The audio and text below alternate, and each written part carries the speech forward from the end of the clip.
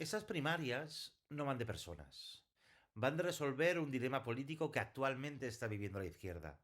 Va de pensar qué hacemos. Si gestionamos el mal menor o nos lanzamos a volver a disputar la ciudad, a ganarla.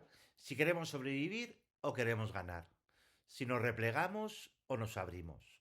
A ver, que yo entiendo que hay una tentación del repliegue, porque han sido muchos años, muchos ataques, mucha lucha juntas, pero no podemos bajar las defensas.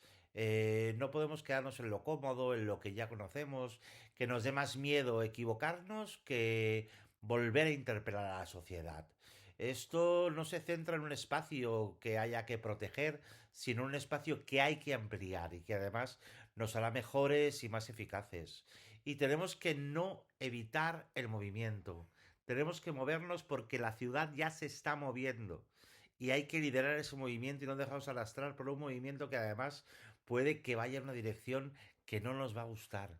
Y hablamos mucho de recuperar el espíritu de 2015, que no tiene nada que ver con la nostalgia, tiene que ver con esa capacidad de ilusión y audacia que tuvimos entonces.